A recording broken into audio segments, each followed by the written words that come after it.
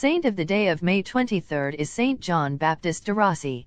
Although the fear of epileptic fits had kept him away from the confessional for a long time, Saint John Baptist de Rossi, 1698–1764, became popular because of the extraordinary length of time he dedicated to the sacrament of confession.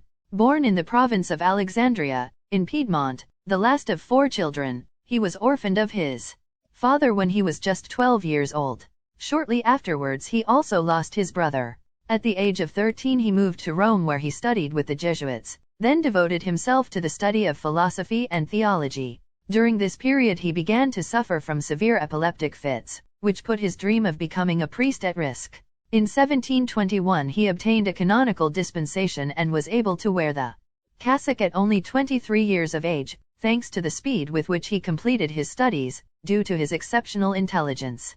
He founded the Pious Union of Secular Priests, which in the following century would be led by the future Pius IX, the Pope who beatified him, and pushed himself in various ways. He helped homeless women find a hospice, went to comfort the sick in their homes, and taught young people the truths of faith and morals. Among the Romans he became known as a second Saint Philip Neri, 1515–1595.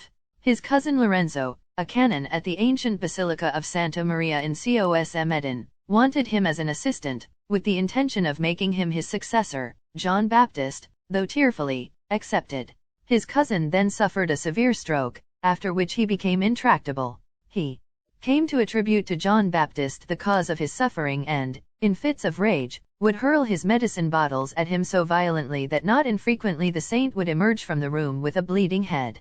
But the good priest always stood by his family member until he died. In 1737 he became canon in Santa Maria in Cos Medin, donating to the poor the proceeds from the sale of his cousin's house. A couple of years later, encouraged by a friend and advised by a bishop, who told him that the confessional was an integral part of his vocation, he requested and obtained the faculty to confess. The faithful queued up to confess to him. However, he was not spared other tribulations, caused by the rancorous attacks of a canon who accused him of having lied to obtain the papal dispensation. John Baptist became ill with the sorrow caused by the unjust accusation. But even in this situation he did not lose his charity and several times visited that priest, who in turn had fallen ill. In 1748 the saint's health deteriorated, but he continued to carry out his ministry, celebrating Mass, hearing confessions, and even going to seek out souls in taverns.